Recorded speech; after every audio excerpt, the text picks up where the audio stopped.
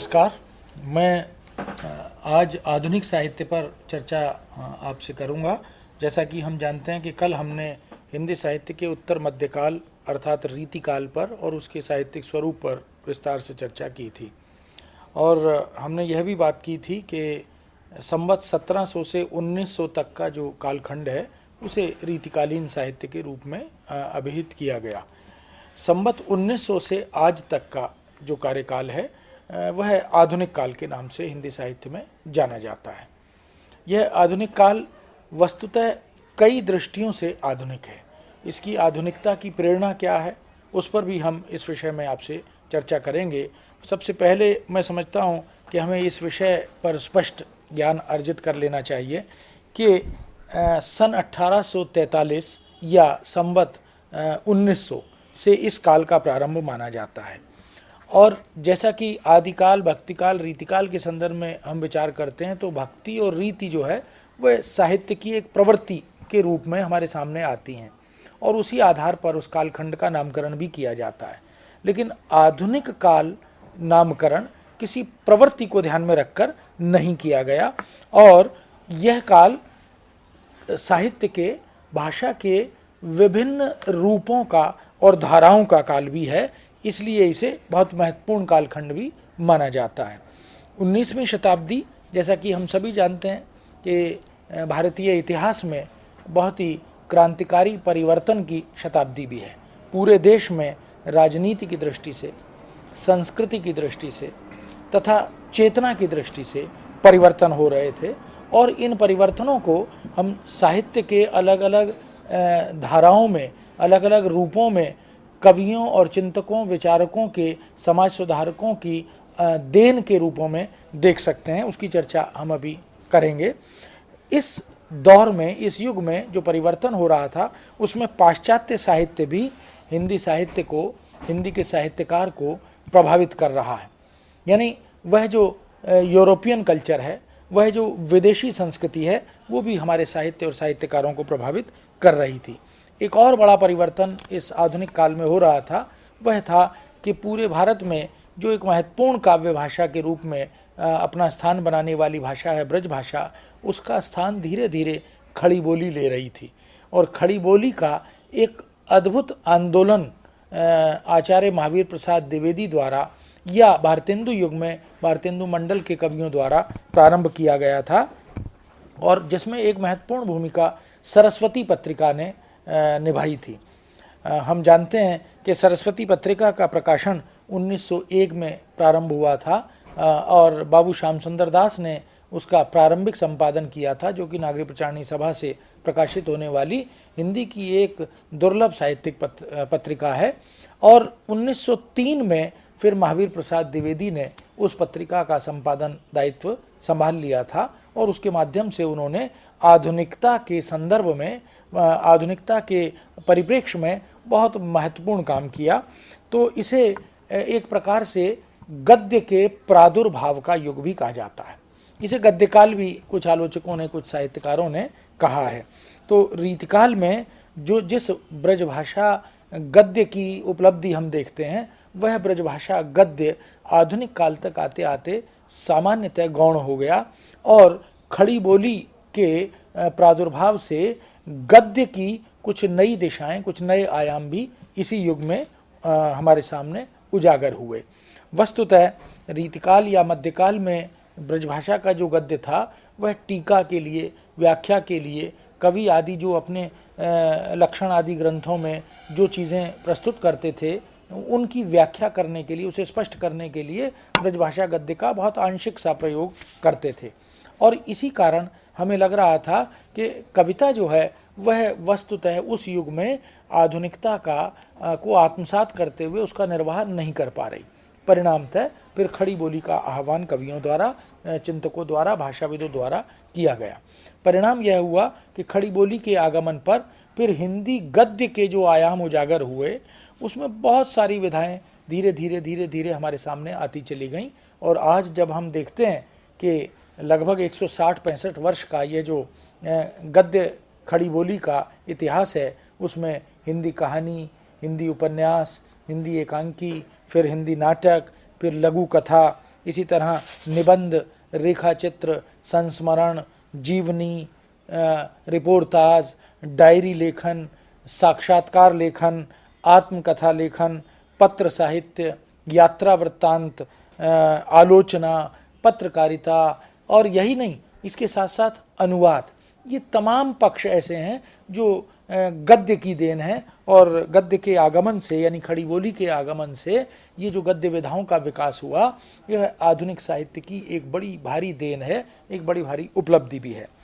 इसी तरह काव्य के क्षेत्र में जब हम आधुनिक काल पर विचार करते हैं, आधुनिक हिंदी कविता पर, आधुनिक हिंदी साहित्य पर, तो कविता में जो कालखंड एक प्रकार से बनते चले गए, समय सापेक्षता को ध्यान में रखते हुए, कवियों के दृष्टिकोण को ध्यान में रखते हुए और सामाजिक अपेक्षा और अनिवार्यता को ध्यान में रखते हुए जो विभाजन हुआ, उनमें कहीं तो व्यक्ति जो नेतृत्व प्रदान करने वाली उसकी गरिमा है, उसको ध्यान में रखकर विभाजन किया गया और उसका नामकरण किया गया, और कहीं पर प्रवृत्ति को ध्यान में रखकर उसका नामकरण किया गया। जैसे प्रारंभिक आधुनिक हिंदी कविता का जो प्रारंभिक दौर है, उसमें भारतेंदु युग से उसे जाना गया। उसके बाद की कविता को द्विवेदी युगीन हिंदी कविता, ये महावीर प्रसाद द्विवेदी हैं जिनके नाम से युग की पहचान की गई। इसके बाद छायावादी हिंदी कविता का दौर आता है, जिसमें हिंदी के बड़े 4 कवि हमारे सामने आते हैं। इसके बाद प्रगतिवाद, फिर प्रयोगवाद, फिर नई कविता, और फिर इसी तरह समकालीन हिंदी कविता, इसका भी दौर हमारे सामने आता है। फिर छोटे छोटे काव्य आंदोलन, कहीं विचार कविता, कहीं अकविता, इस तरह के आंदोलन भी हमारे सामने आए, जिसमें छिटपुट कवियों ने या समय समय पर कुछ कवियों ने अपना अवदान किया, और वह आंदोलन बहुत लंबे समय तक नहीं चल सके। वस्तुतः हर काव्यधारा में प्रवृत्तियाँ बदलती चली गईं। स्वतंत्रता से पहले की कविता का स्वर और स्वतंत्रताकालीन कविता का स्वर और स्वातंत्र्योत्तर कविता का स्वर और फिर साठोत्तरी कविता का स्वर और फिर 8वें दशक के बाद की कविता का स्वर, ये समय और समाज को ध्यान में रखते हुए, सांस्कृतिक अपेक्षाओं को ध्यान में रखते हुए यह परिवर्तन कविता में दिखाई देने लगा। आचार्य रामचंद्र शुक्ल ने इस काल को आधुनिक काल कहना ही उचित समझा। उस आधुनिक काल नामकरण के लिए उनके पास अपने कुछ तर्क थे, जिनको हमें ध्यान में रखना ही चाहिए। पहली बात उन्होंने कही कि आधुनिकता या आधुनिक काल हम इसे इसलिए कहें क्योंकि यह मध्यकाल से भिन्न है। मध्यकालीन काव्य चेतना, मध्यकालीन विषय वस्तु, मध्यकालीन भाषा और अभिव्यक्ति, इन सब से एक भिन्नता, एक नवीनता, एक मौलिकता इस युग की कविता में, इस युग के साहित्य में दिखाई देता है। इसी तरह बंदी बंदाई काव्य परिपाटी को इन कवियों ने छोड़ दिया और उसमें नवीनता और मौलिकता का समावेश करने का प्रयास किया। नवीन दृष्टिकोण के आग्रह की सूचना भी यह आधुनिक कालीन कविता और आधुनिक कालीन साहित्य हमें देता है। इसमें वर्तमान युग की बौद्धिकता की बात की गई, क्योंकि धीरे धीरे जैसे जैसे पाश्चात्य संस्कृति का प्रभाव पड़ रहा था, जैसे जैसे विदेशी शासक हम पर काबिज हो रहे थे और अपने व्यापार को, अपनी शिक्षा को वो हमारे समाज, हमारी संस्कृति में परिव्याप्त करने का एक सुनियोजित षड्यंत्र उनका चल रहा था, तो ऐसे में निश्चित रूप से युग की जो बौद्धिकता है वह साहित्य पर प्रभाव डाल रही थी। वैज्ञानिकता, उद्योग, प्रौद्योगिकी, तकनीक, इन सब ने भी साहित्य और साहित्यकारों के मनोमस्तिष्क पर अपना प्रभाव छोड़ा था। एक अंतर्राष्ट्रीय प्रभाव का समावेश भी हमारी कविता, हमारे साहित्य में साहित्यकारों पर स्पष्ट दिखाई देता है। इसी तरह ज्ञान विज्ञान का आगमन, संचार सुविधा का आगमन, प्रेस का आविष्कार, और इन सब के साथ साथ एक महत्वपूर्ण बात यह है कि वाहन का जो विकास हुआ, वाहनों का, जैसे सड़कें बन गईं और इसके माध्यम से विभिन्न नए नए आवागमन के साधन हमारे सामने आ गए, तो इससे एक सृष्टि जो है, समाज जो है, वो छोटा होता चला गया, एक छोटी इकाई बनता चला गया और निकटता, संबद्धता, संपर्क बनाने का जो सूत्र है वो प्रबल होता चला गया। जैसा कि आधुनिक युग की स्थितियों पर अगर हम संक्षेप में चर्चा करें तो हम देख सकते हैं कि इस आधुनिक काल के या आधुनिक युग के निर्माण में जो मूलभूत प्रेरक परिस्थितियां हैं वह क्या हैं, जो साहित्य, साहित्यकार, कविता, कहानी, उपन्यास, नाटक आदि इन गद्य और पद्य विधाओं का सृजन करने के लिए कवि और लेखक समुदाय को, गद्यकार और पद्यकार को प्रेरित करती हैं, उनकी मूल स्थितियां क्या हैं। तो पहली बात ये कि राजनीतिक दृष्टि से जब हम इस पर विचार करते हैं तो हम देख सकते हैं कि दरबार से भिन्नता, दरबार से बाहर निकलने की अभिरुचि और वृत्ति, ये इस युग की कविता में एक मुख्य कारण बन रही थी। एक समय था रीतिकाल में कि सड़क से कविता को उठाकर दरबार के अंदर ले जाया गया था। अब ये जो आधुनिकता का दौर था, यह दरबार से निकालकर कविता को फिर से जन सामान्य से जोड़ने का, आम व्यक्ति, आम मनुष्य से, उसकी समस्याओं से जोड़ने का, गद्य और पद्य के माध्यम से उसके तमाम आंतरिक और बाह्य पक्षों को उजागर करने का यह प्रयास इस युग के कवियों ने और साहित्यकारों ने किया था। दूसरी तरफ यह जो परिवर्तन है आधुनिक युग में, यह कोई सुनियोजित परिवर्तन न होकर एक सहज स्वाभाविक प्रक्रिया भी है और उस प्रक्रिया का द्योतक परिवर्तन भी है। 1757 में अंग्रेज़ों ने पलासी की लड़ाई जीत ली थी और हम जानते हैं कि वो बहुत महत्वपूर्ण युद्ध था और जिसे अंग्रेज़ों ने जब जीत लिया तो हम बंगाल को हार गए थे। एक वो बड़ा कारण था। उसके बाद 1857 तक ईस्ट इंडिया कंपनी ने आधे भारत पर लगभग कब्जा कर लिया था।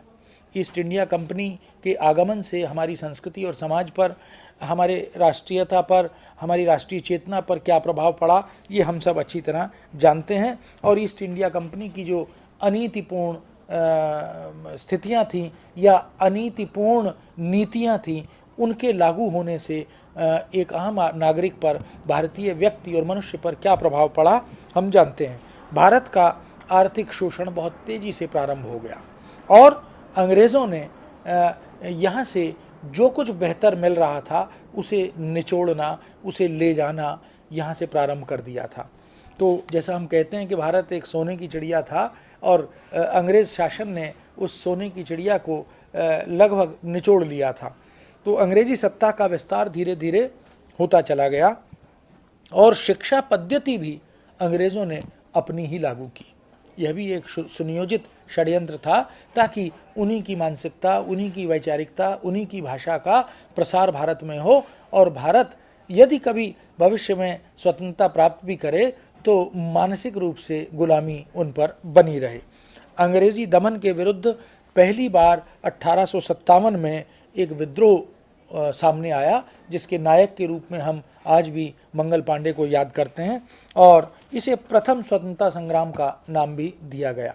लेकिन दुर्भाग्य से यह पहला स्वतंत्रता संग्राम भारतीयों के लिए विफलता का संदेश लेकर आया। उसमें हमें सफलता नहीं मिल सकी और यह संघर्ष लगभग 1 वर्ष तक चला, जिसमें हम जानते हैं नाना साहब, तात्या टोपे, लक्ष्मीबाई, ऐसे बहुत सारे राष्ट्रीय संघर्ष करने वाले, राष्ट्रीय और स्वतंत्रता सेनानी के रूप में सामने आने वाले हमारे जो नेता थे वो वीर गति को भी प्राप्त हुए। 1857 के बाद भारत की बागडोर महारानी विक्टोरिया ने संभाल ली। महारानी विक्टोरिया का आगमन भी भारतीय समाज में एक क्रांतिकारी परिवर्तन का द्योतक बना। हम जानते हैं कि अंग्रेज़ी शासन जो धीरे धीरे 1857 के प्राथमिक संघर्ष में कुछ कमज़ोर होता हुआ दिखाई पड़ रहा था, अचानक महारानी विक्टोरिया के आगमन पर अंग्रेज़ शासन की सत्ता मजबूत होने लगी और फिर से उनका दबदबा समाज पर बनने लगा। ऐसे में रेल का आगमन हुआ, डाकतार व्यवस्था सशक्त हो गई और धीरे धीरे सड़कें बनने लगी, दुपहिया और चौपहिया वाहन बनने लगे और फिर उनके आवागमन से, उनके प्रचलन से एक महत्वपूर्ण बात यह आई कि धीरे धीरे भारतीय समाज में, भारत के नागरिकों में विक्टोरिया के प्रति एक विश्वास बनने लगा, एक आस्था बनने लगी। 1885 में भारतीय राष्ट्रीय कांग्रेस की स्थापना हुई। यह आधुनिक काल की एक महत्वपूर्ण पृष्ठभूमि हमारे सामने प्रस्तुत करने वाली उपलब्धि है। इस भारतीय राष्ट्रीय कांग्रेस की स्थापना के बाद बाल गंगाधर तिलक ने स्वतंत्रता संग्राम का पहली बार आह्वान किया और इसका परिणाम यह हुआ कि सन 1905 में बंग भंग के रूप में एक बड़ी घटना देश के सामने आई और 1919 में रॉलेट एक्ट और जलियांवाला बाग हत्याकांड, यह भी भारत के लिए एक काला पृष्ठ है जो हमारे सामने उपलब्ध है। लेकिन वस्तुतः यह एक ऐतिहासिक घटना है जिसकी चर्चा किए बिना हम आगे नहीं बढ़ सकते। 1920 में कांग्रेस की बागडोर संभालने का नेतृत्व या दायित्व महात्मा गांधी जी पर आ गया। गांधी जी ने जब इस बागडोर को संभाला तो प्रारंभ में ही असहयोग आंदोलन से उन्होंने अंग्रेजी शासन को एक बार हिला डाला। गांधी जी वह शख्सियत हैं जिनके बारे में हम कई कविताओं के माध्यम से, कई गीतों के माध्यम से जानते हैं कि जिन्होंने बिना हथियार के, बिना गोली के आज़ादी दिलवाने का वह दुर्लभ व महत्वपूर्ण कार्य हमारे देशवासियों के लिए किया था। ऐसे में बहुत से नेता गांधी जी के आह्वान पर जेल जाने लगे, राष्ट्र के लिए, राष्ट्रीय चेतना के लिए अपने को प्रस्तुत करने लगे। उनके मन में कोई संशय, कोई दुविधा अब नहीं रह गया था। 1930 में हमारे देश का एक और दुर्भाग्यपूर्ण काल था जहां सांप्रदायिक दंगों को हवा दी गई और कुछ कुछ सांप्रदायिक दंगों का प्रचलन चारों तरफ दिखाई देने लगा, जिसके मूल में अंग्रेज़ों का एक षड्यंत्र भी विद्यमान था। 1942 में भारत छोड़ो आंदोलन एक प्रस्ताव के रूप में सामने आया। यह 1942 का भारत छोड़ो आंदोलन, जिसने अंततः 1947 तक आते आते अंग्रेज़ों को विवश कर दिया और वो भारत से जाने के लिए बाध्य हो गए। 1946 में एक आंतरिक सरकार का गठन हुआ। हम जानते हैं कि 1947 15 अगस्त तक आते आते भारत स्वतंत्र देश के रूप में विश्व मंच पर उपस्थित हुआ।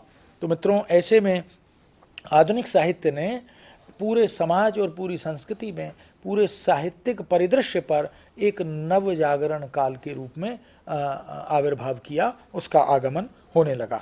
ऐसे में सामाजिक और धार्मिक स्थितियों पर जब हम विचार करते हैं तो हम यह भी देखें कि यह जो आधुनिकता हमें प्राप्त हुई है और उस आधुनिकता का विकास जो आज तक हमारे साथ चल रहा है, इसके मूल में धर्म की दृष्टि से, समाज की दृष्टि से, संस्कृति की दृष्टि से भी बहुत सी विरोधी स्थितियों का सामना करने का अवसर इस युग के कवियों को, साहित्यकारों को मिलता रहा और उन्होंने उन तमाम विद्रूपताओं को, सामाजिक सीमाओं को, सांस्कृतिक अपसंस्कृतिकरण का विरोध करते हुए उसका भी सामना किया और मूल्यों की स्थापना करने में एक महत्वपूर्ण भूमिका निभाई।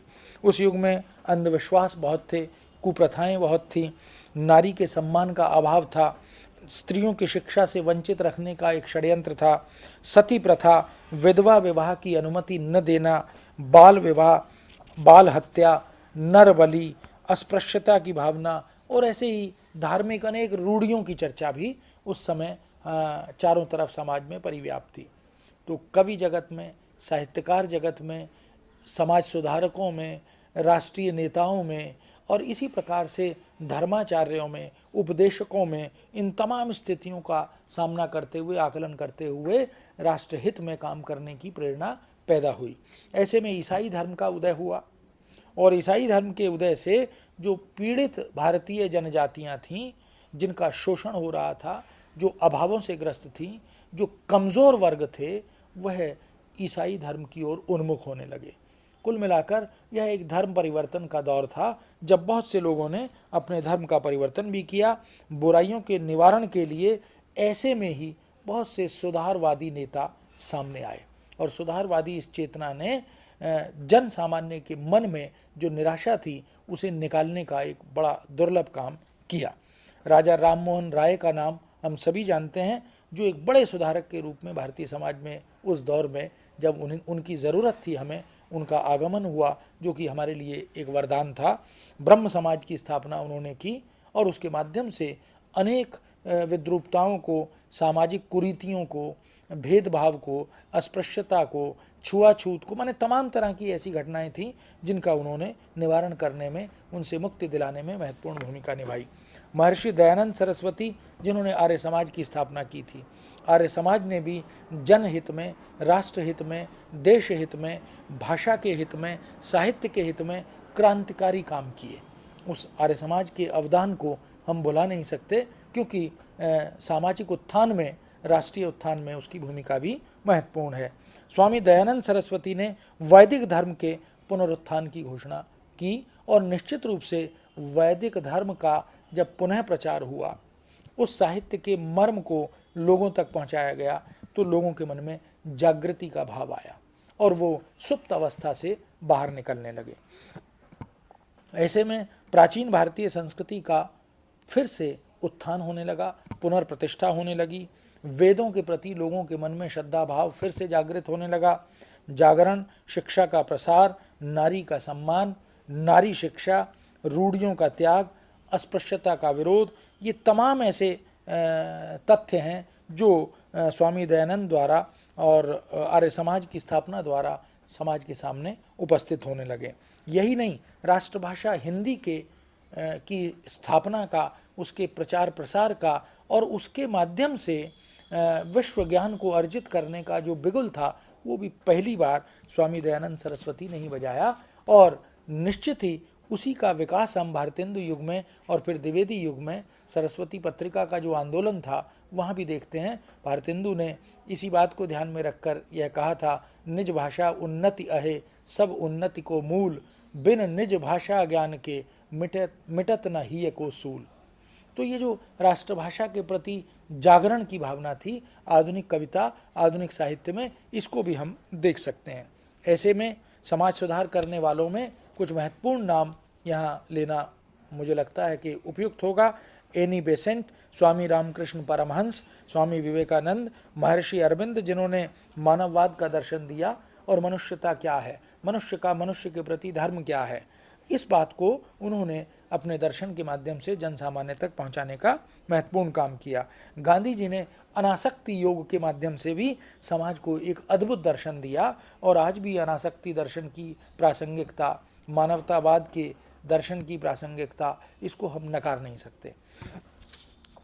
आर्थिक दृष्टि से यदि हम आधुनिक साहित्य की इस पृष्ठभूमि पर विचार करते हैं तो हम देखते हैं कि अंग्रेज़ों का शासन स्थापित हो चुका था। भारत का आर्थिक शोषण चारों दिशाओं में होने लगा था। भारतीय उद्योग धंधे लगभग नष्ट प्राय कर दिए गए थे। यहाँ से सारा कच्चा माल विदेशों में ले जाया जा रहा था और वहाँ से तैयार करके उस माल को हमारे देश में लाकर बेचा जा रहा था। अधिक से अधिक आय के स्रोत विदेशियों ने अपने लिए, अंग्रेज़ों ने अपने लिए पैदा कर लिए थे और भारत में बेरोज़गारी की, गरीबी की, अभावों की जो स्थितियां हैं वो बढ़ने लगी थी। ढाका के मलमल बनाने वाले जो बहुत ही बेहतरीन विश्व स्थापित कारीगर थे, उनके अंगूठे और हाथ तक काटने का षड्यंत्र किया गया था। कच्चे माल के चले जाने के बाद लोगों में कुछ कुछ विद्रोह का भाव भी पैदा हो रहा था। दरिद्रता से आतंकित समाज जो है वो इन सारी स्थितियों का सामना लगातार कर रहा था। किसान गांव छोड़ छोड़कर कृषि से विमुख होकर शहरों की तरफ उन्मुख होने लगे थे, क्योंकि उन्हें लग रहा था कि शहरों में ही जीवन सुरक्षित रह सकता है। ऐसे में निश्चित रूप से एक विशुद्ध व्यावसायिक दृष्टिकोण पूरे देश में अपनी जड़ें जमाने लगा था। तो आर्थिक दृष्टि से भी यह कोई कम चुनौती का काल या समय हमारे लिए नहीं था। इसके बाद हम देखते हैं कि साहित्यिक दृष्टि से जब हम विचार करें तो साहित्य युगीन परिस्थितियों के अनुकूल ढल रहा था। कहीं कहीं अंग्रेजी शासन की प्रशस्ति और प्रशंसा भी हमारे कवियों और हमारे लेखकों द्वारा देखने को मिलती है, लेकिन यह उस समय की मुझे लगता है ज़रूरत थी, आवश्यकता थी, जिसका निर्वाह हमारे कवियों ने कहीं कहीं किया भी। भारतेंदु युग ने रीतिकालीन परंपरा की रक्षा का भी एक दायित्व संभाला।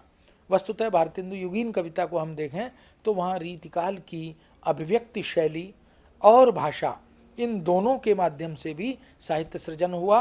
नाटकों में, कविताओं में भारतेंदु ने स्वयं ब्रजभाषा में बहुत बड़े मात्रा में साहित्य लिखा।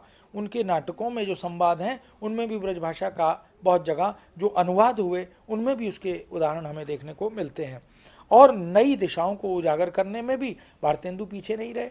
भारतेंदु ने जो नेतृत्व दिया खड़ी बोली को जमाने में, और खड़ी बोली के माध्यम से नई चेतना और नई अवधारणाओं को, नए ज्ञान विज्ञान को, विश्व की ज्ञान संपदा को आत्मसात करने में भारतेंदु पीछे नहीं रहते। जब कभी मौका मिलता है वो कहते भी हैं कि अंग्रेजी के पास अथाह ज्ञान समूह भारी है, लेकिन हिंदी उस विश्व ज्ञान से वंचित है, यही अत्यधिक ख्वारी है। उनकी चिंता ये है कि अंग्रेजी के पास विश्व के ज्ञान को आयात करने के, उसे आत्मसात करने के न जाने कितने रास्ते हैं, लेकिन हिंदी उससे क्यों वंचित है, इस बात की चिंता वो बार बार करते हैं। इसलिए उन्होंने परंपरा और आधुनिकता दोनों में एक समन्वय बनाने का रचनात्मक प्रयास भी किया। नई गद्य विधाएं हमारे सामने आने लगीं। ब्रजभाषा के साथ साथ खड़ी बोली में साहित्य सृजन एक साथ चलने लगा और धीरे धीरे द्विवेदी युग तक आते आते हम देखते हैं कि ब्रजभाषा साहित्यिक परिदृश्य से, साहित्य के मंच से विलुप्त होने लगी और धीरे धीरे, हालांकि छायावादी युग तक हम ब्रजभाषा के सृजन को देखते हैं। स्वयं महाकवि जयशंकर प्रसाद ने ब्रजभाषा में कविताएं लिखी हैं, लेकिन यह ब्रजभाषा की स्वीकृति थी, लोक स्वीकृति कम होती चली गई साहित्यिक रूप में और धीरे धीरे खड़ी बोली का मंच पर अवतरण होता चला गया। तो उसमें काव्य सृजन भी हुआ, उसमें गद्य की अन्य विधाओं का सृजन भी होने लगा।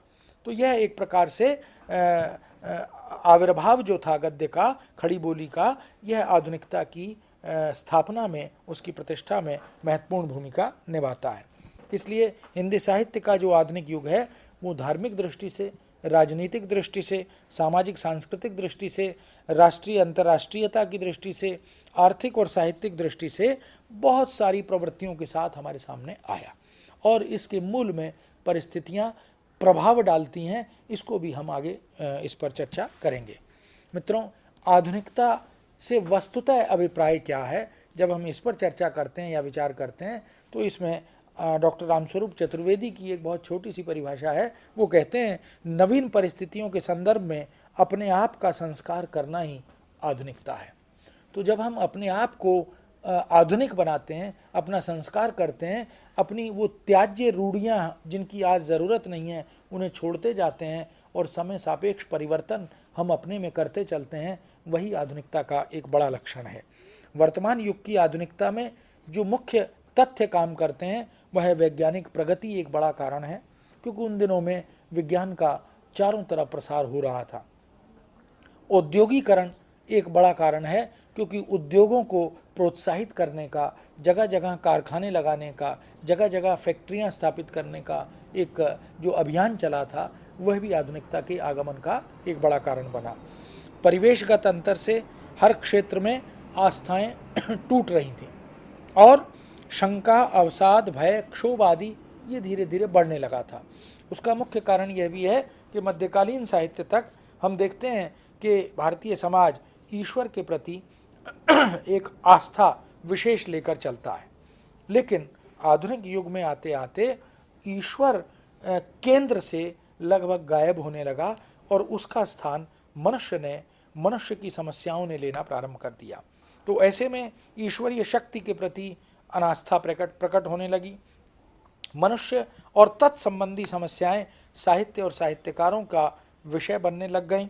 अभिव्यक्ति के आधुनिक साधनों का विकास होने लगा, जिसमें विशेष रूप से हम प्रेस की बात कर सकते हैं। भाषा नई आ गई, प्रयोग नए आ गए, मुहावरे नए आ गए, पाश्चात्य भाषा और संस्कृति का प्रभाव हमारी साहित्य और साहित्यकारों पर पड़ने लगा और नई कल्पनाशीलता का आगमन भी आधुनिकता के आगमन में एक मुख्य कारण बन गया। मित्रों, इसे हिंदी गद्य युग भी कहा जाता है और हिंदी गद्य के आगमन को जब हम आधुनिक युग में देखते हैं तो हम यह भी विचार करते हैं कि इससे पहले गद्य की जो स्थिति थी वो बहुत ही गौण थी और खड़ी बोली गद्य हमारे पास नहीं था। हम जानते हैं कि आदिकाल में अमीर खुसरो की कविता में हमें इस खड़ी बोली गद्य का स्वरूप अलग अलग रूपों में देखने को मिलता है।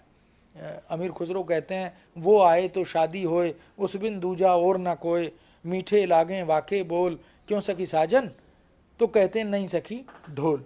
अब ये जो भाषा है ये पूरी खड़ी बोली का स्वरूप हमारे सामने रखती है, लेकिन यह खड़ी बोली आदिकाल से भक्ति और रीतिकाल में आते आते कुछ कुछ गौण सी हो गई और उसका विकास उस तरह से नहीं हो पाया।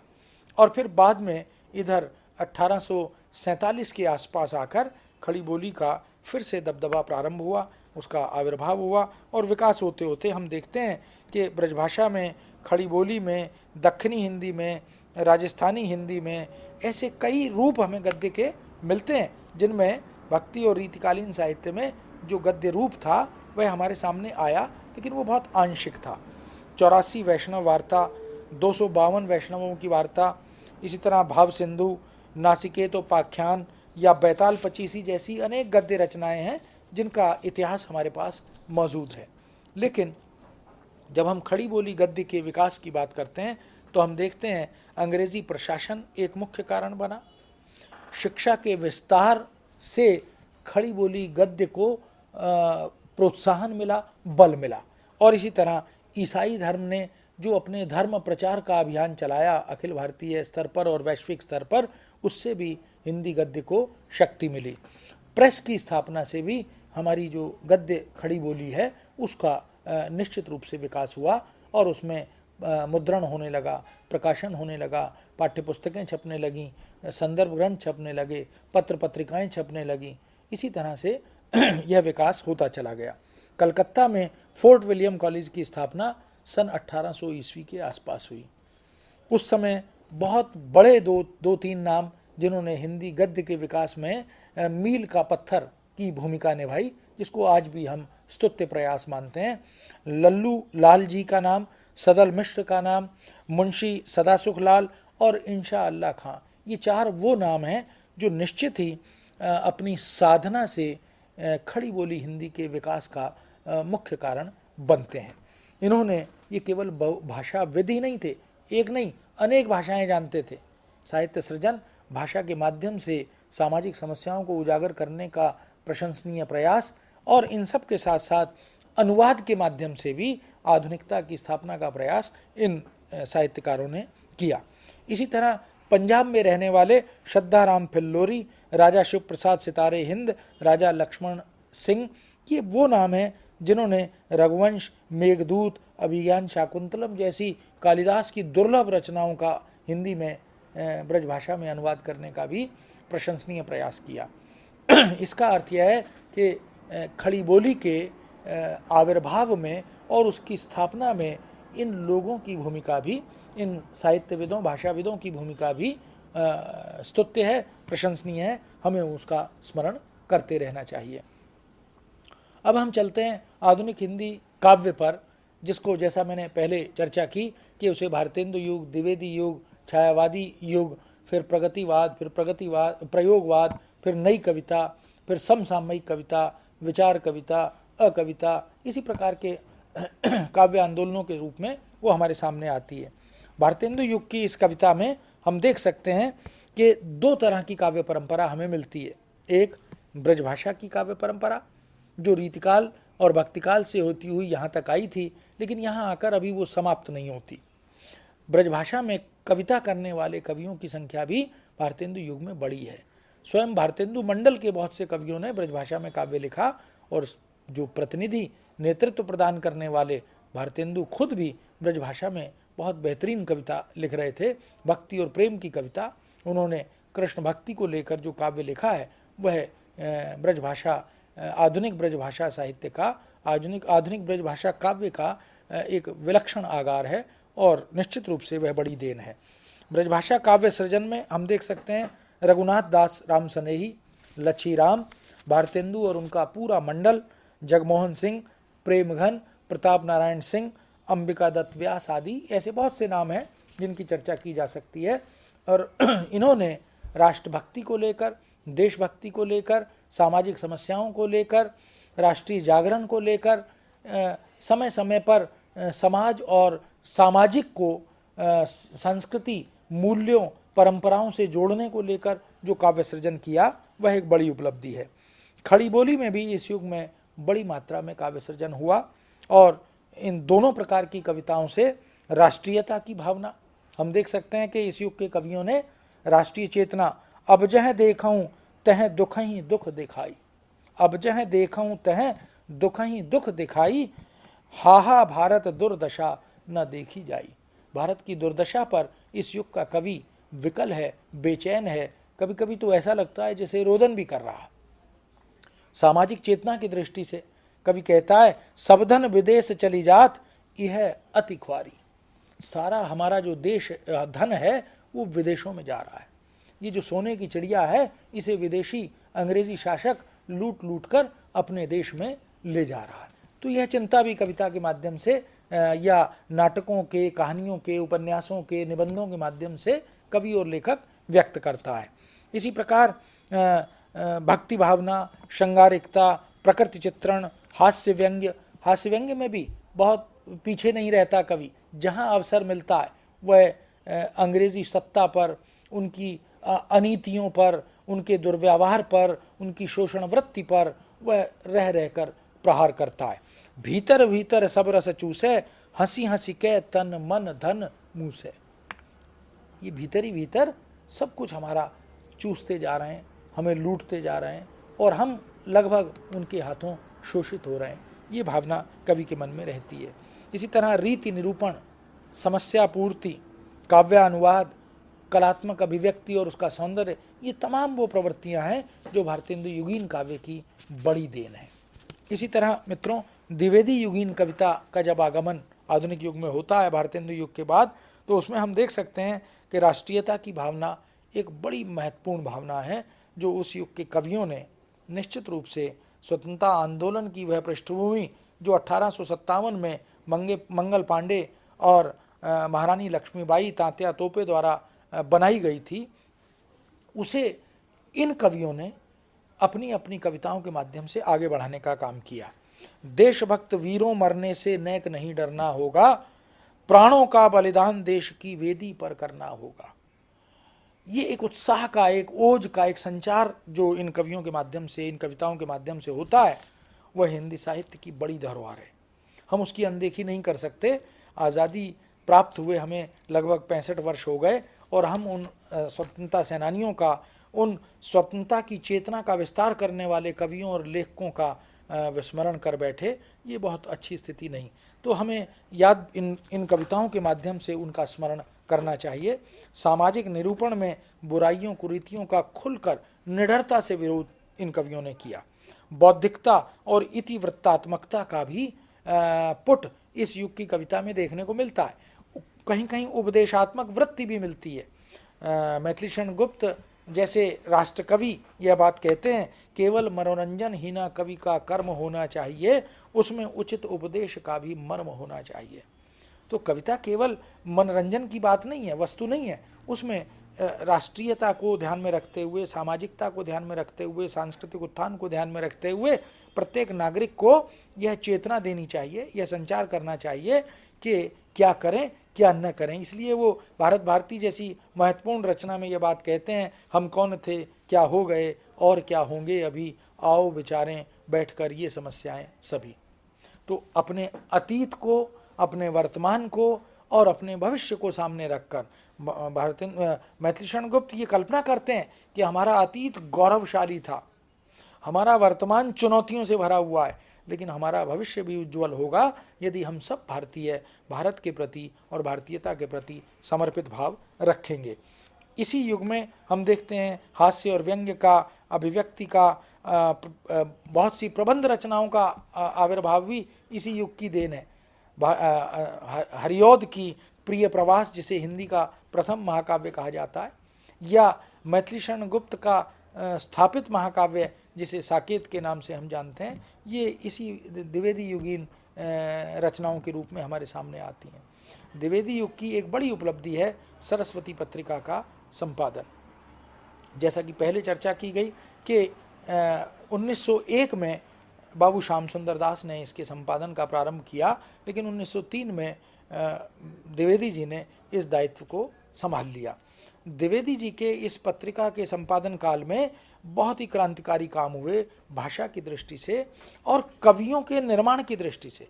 वस्तुतः इस पत्रिका ने कवि और साहित्यकारों का सृजन किया, उन्हें लिखना सिखाया, उन्हें विषय वस्तु दी, उन्हें कहा कि वो जो पारंपरिक और पौराणिक विषय हैं उन्हें छोड़ो, ये जो नक्षिक वर्णन है, यह जो रूप सौंदर्य वर्णन है, या जो श्रृंगार वर्णन है, इससे बाहर निकलकर और देश की समस्याओं को, देश की वर्तमान चुनौतियों और चिंताओं को कविता और गद्य का विषय बनाने का आह्वान द्विवेदी युग ने और इस सरस्वती पत्रिका ने निश्चित रूप से किया था। खड़ी बोली आंदोलन जो द्विवेदी जी ने चलाया था, उससे बहुत बड़ी संख्या में कवि और लेखक समुदाय जुड़ता चला गया। उसी का परिणाम है कि आज हम खड़ी बोली को एक सशक्त भाषा के रूप में, एक समर्थ भाषा के रूप में देख पा रहे हैं। भाषा परिष्कार भी इस युग की एक बड़ी देन है और प्रबंध, मुक्तक, प्रगीत आदि के माध्यम से इस युग के कवियों ने महाकाव्य, खंड काव्य जैसे जयद्रथ वध और मौर्य विजय आदि ऐसी बहुत सी रचनाओं के नाम लिए जा सकते हैं जो हमारे सामने आते हैं। वस्तुतः यह एक बड़ी उपलब्धि है। इस युग के कवियों में बाबू श्याम सुंदर दास, राधा कृष्ण दास, पंडित राज जगन्नाथ दास रत्नाकर, कार्तिक प्रसाद, बालकृष्ण भट्ट, रामनरेश त्रिपाठी जैसे स्वच्छंदतावादी चेतना का प्रसार करने वाले कवि, राष्ट्रकवि मैथिली शरण गुप्त, सिया राम शरण गुप्त, हरिऔध, अयोध्या सिंह उपाध्याय, राय देवी प्रसाद पूर्ण, सत्यनारायण कविरत्न, ऐसे बहुत से नाम हैं जो द्विवेदी युग के बड़े कवियों के रूप में, बड़े लेखकों के रूप में हमारे सामने आते हैं। एक और महत्वपूर्ण बात यह है कि भारतेंदु और द्विवेदी युग के जो कवि हैं, लेखक हैं, साहित्यकार हैं, वो केवल कवि या केवल नाटककार या केवल कहानीकार नहीं है। उनका बहुआयामी व्यक्तित्व हमारे सामने आता है। वो गद्य और पद्य दोनों में साधिकार लेखन करते हैं। इसलिए भारतेंदु के नाटक भी आज हिंदी साहित्य की एक बड़ी धरोहर है। इसलिए भारतेंदु के निबंध भी हिंदी साहित्य की आज एक बड़ी धरोहर है। तो हम देख सकते हैं कि मैथिली शरण गुप्त जैसा कवि जो द्विवेदी युग का कवि है, वह कहता है, अबला जीवन हाय तुम्हारी यही कहानी, आंचल में है दूध और आंखों में पानी। ये जो स्त्री विमर्श है मैथिली शरण गुप्त का, वो बार बार कई स्थलों पर देखने को मिलता है। फिर वो कहते हैं, अविश्वास ही नारी के प्रति नरका, नरके तो सो दोष क्षमा है, स्वामी है वह घर का। ये जो नर और नारी में जो भेदभाव की स्थिति थी, उस पर भी व्यंग्य करने से, आक्षेप करने से या प्रहार करने से बड़े कवि चूकते नहीं हैं। हम देखते हैं कि एक नहीं दो मात्राएं, नर से बढ़कर नारी, ये भी मैथिली शरण गुप्त ही कह रहे हैं भारत भारती के माध्यम से। तो निश्चित ही स्त्री के सम्मान को पुनर्जागृत करने का, उसके प्रति श्रद्धा भाव विकसित करने का काम द्विवेदी युग के कवियों ने किया। और इसी का विकास हम आगे चलकर छायावाद में देखते हैं, जहाँ प्रसाद जैसा बड़ा कवि, विश्व कवि कहता है, नारी तुम केवल श्रद्धा हो, विश्वास रजत नग पग तल में, पीयूष स्रोत सी बहा करो।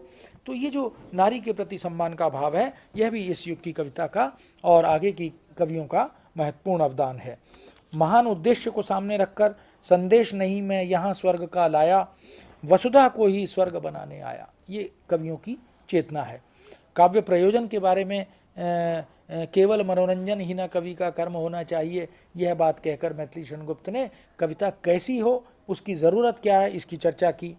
और राष्ट्रीय गौरव की स्मृति, हमारा जो अतीत है वो अत्यधिक गौरवशाली है।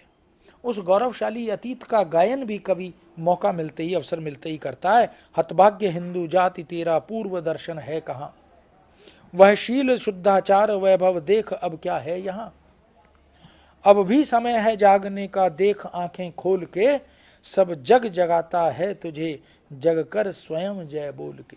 ये भारत भारती में हमें जागृत करता है कवि कि अपने उस गौरवशाली अतीत को देखो और जागो और इस देश के लिए, इस राष्ट्र के लिए अपने को समर्पित करो, अर्पित करो। इसी तरह स्वतंत्रता संग्राम की बात, अस्थिर किया टोप वालों को गांधी टोपी वालों ने, शास्त्र बिना संग्राम किया है इन माई के लालों ने। ये जो कविता है ये बताती है कि आधुनिक हिंदी साहित्य ने काव्य और गद्य के माध्यम से हमें बहुत कुछ दिया। मित्रों, ऐसे बहुत से उदाहरण हैं जिसकी चर्चा हम कर सकते हैं। राष्ट्रीय चेतना की दृष्टि से ऐसी बहुत सी कविताएं कवियों की हैं। बहुत सारे कवि हमारे सामने हैं। सुभद्रा कुमारी चौहान की चर्चा हम कर सकते हैं, सोहनलाल द्विवेदी की चर्चा हम कर सकते हैं, बच्चन की बात हम कर सकते हैं, जयशंकर प्रसाद की बात हम कर सकते हैं, महादेवी वर्मा की बात हम कर सकते हैं, निराला की बात हम कर सकते हैं, वरदे वीणा वादिनी वरदे, या निराला की वो कविताएं जो छायावादी कविता की अद्भुत देन है, जिसमें भिक्षुक को वो हमारे सामने बिल्कुल साक्षात चित्रित कर देते हैं। प्रसाद की वह कविता जो हिमाद्रि तुंग शुंग से प्रबुद्ध शुद्ध भारती, स्वयं प्रभा समुज्ज्वला स्वतंत्रता पुकारती, ऐसी तमाम कविताएं हम देख सकते हैं जहाँ पर भिक्षुक की बात करते हुए एक याचक के रूप में उसको चित्रित करने का प्रयास निराला करते हैं। महादेवी वर्मा भी अपने गीतों के माध्यम से दीप मेरे जल अकंपित और मैं नीर भरी दुख की बदली, विस्तृत नभ का कोई कोना, मेरा न कभी अपना होना, परिचय इतना इतिहास यही, उमड़ी कल थी मिट आज चली। तो ये जो छायावादी कविता है यह भी राष्ट्रीय चेतना का बिगुल बजाने में बहुत ही शिखर पर रही है। पंत की कविता जिन्हें हम कोमल कांत पदावली का कवि कहते हैं, जागो फिर एक बार, इसी तरह परिवर्तन कविता, या ऐसे तमाम उदाहरण हम ले सकते हैं जिनके माध्यम से पंत ने, निराला ने, महादेवी वर्मा ने, जयशंकर प्रसाद ने अद्भुत अवदान हिंदी साहित्य को किया है। इसके बाद प्रगतिवाद, प्रयोगवाद, जहाँ पर सामाजिक विद्रूपताओं को लेकर, सामाजिक परिवर्तन को लेकर और नए नए प्रयोगों को लेकर कविता लिखी गई, और ऐसे ऐसे विषयों पर कवि, जैसा कि हम अक्सर कहते हैं कि जहाँ न पहुँचे रवि वहाँ पहुँचे कवि। तो इस युग तक आते आते और नई कविता तक आते आते जिस आंदोलन को अज्ञे ने प्रारंभ किया था सप्तक के माध्यम से, नया सप्तक और तार सप्तक के माध्यम से, उसमें जो 7 कवि जुड़ते चले गए और उन कवियों ने क्रमशः हिंदी कविता को बहुत ही समृद्ध और संपन्न बना दिया, सामाजिक सरोकारों से जोड़ दिया और तमाम मार्गदर्शन का काम इस कविता के माध्यम से हुआ। वस्तुतः यह कविता श्रृंगार की कविता से बाहर निकली। कहीं कहीं जूही की कली जैसी कविताएं भी हमें देखने को मिलती हैं, लेकिन नागार्जुन की कविता हो या मुक्तिबोध की कविता हो या अज्ञे की कविता हो, नरेश मेहता की कविता हो, या इसी प्रकार दूसरे बड़ी कवियों की हम चर्चा करें, केदारनाथ अग्रवाल की कविता हो, तो हम एक से एक बड़ा कवि आधुनिक हिंदी कविता में पाते हैं। तो यह जो काव्य का प्रदेय है यह निश्चित ही महत्वपूर्ण है। और जब हम आधुनिक हिंदी गद्य पर विचार करते हैं तो भारतेंदु युग में भी हमें निबंध लेखन की दृष्टि से, हमें नाट्य लेखन की दृष्टि से, हमें कहानी लेखन की दृष्टि से एक से एक बेहतरीन साहित्यकार उपलब्ध होते हैं। हम देखते हैं कि हिंदी नाटक को हम प्रसाद को केंद्र में रखकर जब विभक्त करते हैं तो प्रसाद पूर्व हिंदी नाटक, प्रसाद युगीन हिंदी नाटक और प्रसादोत्तर हिंदी नाटक की बात करते हैं। जब हम कथा साहित्य की बात करते हैं तो हिंदी के कथा सम्राट प्रेमचंद की बात करते हैं, जिन्होंने विश्व स्तर का साहित्य हमें दिया, चाहे वो औपन्यासिक कृतियां हो, चाहे वो कथा कहानियां हो।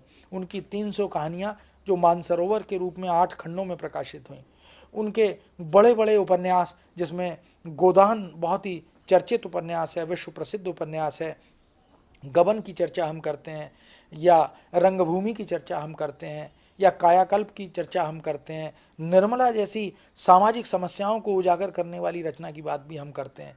तो प्रेमचंद पूर्व कहानी की बात हम करें, प्रेमचंद युगीन कहानी की बात करें, प्रेमचंदोत्तर कहानी की बात करें, तो प्रेमचंद से पहले भी और प्रेमचंद के बाद भी हमें बड़े बड़े उपन्यासकार, अमृतलाल नागर का नाम लिया जा सकता है, विष्णु प्रभाकर का नाम लिया जा सकता है, जयशंकर प्रसाद का नाम लिया जा सकता है, जिन्होंने तितली और कंकाल जैसे 2 अद्भुत उपन्यास हमें दिए। प्रसाद की कहानियाँ हिंदी साहित्य की अमूल्य धरोहर है। बहुत कम कहानियाँ लिखी लेकिन अद्भुत कहानियाँ उन्होंने लिखी, और एक बिल्कुल नई पृष्ठभूमि को, एक नए परिदृश्य को सामने रखने वाली कहानियाँ। मोहन राकेश का नाम हम कैसे भूल सकते हैं, जिन्होंने अद्भुत नाटक हमें दिए। आषाढ़ का एक दिन कैसा माने ऐतिहासिक नाटक है, और उसके माध्यम से वो चर्चा जो करते हैं वो अद्भुत है। इसी तरह आधे अधूरे की बात हम करते हैं, धर्मवीर भारती के अंधा युग की बात हम करते हैं, जो गीति नाट्य के रूप में हमारे सामने आता है। संस्मरणों, रेखा चित्रों की बात करें तो महादेवी वर्मा को हम नहीं भुला सकते, जिनको केंद्र में रखकर हम हिंदी साहित्य के संस्मरण साहित्य की और इसी तरह से रेखा चित्र साहित्य की चर्चा भी करते हैं। ऐसे बहुत सारे नामों को हम सामने रखकर विचार कर सकते हैं, चाहे वो एकांकी साहित्य हो, चाहे वो आलोचना, हिंदी आलोचना का उद्भव और विकास हम देखें तो कहाँ से प्रारंभ होता है, और इधर भारत माने आचार्य रामचंद्र शुक्ल से पूर्व का युग, शुक्ल युग, शुक्ल के बाद का युग और वर्तमान युग तक, सामयिक स्थितियों तक हम देखते हैं कि एक से एक बड़ा चिंतक और आलोचक हमारे सामने आता है। डॉक्टर नामवर सिंह की बात हम कर सकते हैं, इसी तरह से नंदुलारे वाजपेयी की बात हम कर सकते हैं। स्वयं जयशंकर प्रसाद एक बड़े आलोचक, समीक्षक के रूप में हमारे सामने आते हैं। अपने निबंधों के माध्यम से उन्होंने आलोचना के अनछुए पक्षों पर भी विस्तार से चर्चा की है। तो मित्रों, जीवनी हो, आत्मकथा हो, या इसी प्रकार डायरी लेखन हो, या इसी प्रकार संस्मरण लेखन हो, या यात्रा वृत्तांत आदि की चर्चा हो, अनुवादों की बात हम करें तो बहुत सारे अंग्रेजी से हिंदी में, भारतीय भाषाओं से हिंदी में अनुवादों की एक सशक्त और सुदीर्घ परंपरा हमारे सामने मौजूद है। बच्चन ने शेक्सपियर के बहुत सारी रचनाओं का अनुवाद किया और वो बहुत लोकप्रिय हुए। बच्चन अपने गद्य साहित्य के कारण, अपनी आत्मकथा के कारण और अपनी कविताओं के कारण तो लोकप्रिय हुए ही, लेकिन अनुवादों से भी उन्होंने हिंदी साहित्य को समृद्ध किया।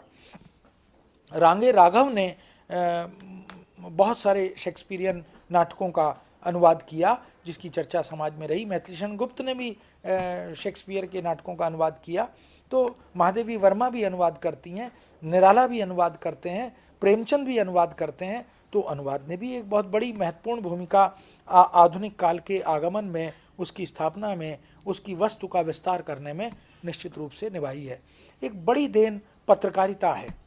अखबार के माध्यम से, पत्रिका के माध्यम से, इलेक्ट्रॉनिक मीडिया के माध्यम से जो तमाम गद्य विधाएं हमारे सामने आई, जैसे फीचर लेखन आ गया, साक्षात्कार लेखन आ गया, पुस्तक समीक्षा आ गई, इन सब ने भी हिंदी साहित्य को, आधुनिक हिंदी साहित्य को समृद्ध किया, संपन्न किया। तो मित्रों, लगभग 160-65 वर्षों का यह जो आधुनिक हिंदी साहित्य का काल है, यह कुछ समीक्षकों, आलोचकों का तो कहना है कि अगर हम हिंदी साहित्य के स्वर्ण युग की बात करें तो अब हमें हिंदी साहित्य का स्वर्ण युग आधुनिक काल को कहना चाहिए, क्योंकि उसने मनुष्य को केंद्र में रखकर, मनुष्य की समस्याओं को केंद्र में रखकर, समय समय की चुनौतियों को केंद्र में रखकर, कहीं गांधी दर्शन से प्रभावित होकर कविता और गद्य लिखा, कहीं मार्क्सवाद से प्रभावित होकर कविता और गद्य लिखा, कहीं अरविंद के दर्शन से प्रभावित होकर कविता और गद्य लिखा। तो निश्चित ही हमारे इस आधुनिक कालीन साहित्य के अवदान को हम भुला नहीं सकते। ऐसी बहुत सी काव्य पंक्तियाँ या उद्धरण हम सामने रखकर चल सकते हैं, लेकिन मुझे लगता है कि जितनी चर्चा इस सीमित समय में आधुनिक कालीन साहित्य, गद्य और पद्य को ध्यान में रखकर की जा सकती थी, वो मैंने आपके सामने रखी। और मैं समझता हूँ कि आधुनिक काल समग्रतः अपनी अवधारणा के साथ हमारे सामने स्पष्ट हुआ होगा। निश्चित तौर पे जिस तरह से आपने कहा कि आधुनिक काल को स्वर्ण काल कहा जा सकता है, जिस तरह से चर्चा भी हो रही है, कई प्रयोग किए गए और खास करके व्यक्ति को केंद्र में रखकर, तो इस प्रयोग का क्या स्वतः स्फूर्त थे, समय की मांग था, या कवियों ने या साहित्यकारों ने उसे करने की सोची उसके बाद किए?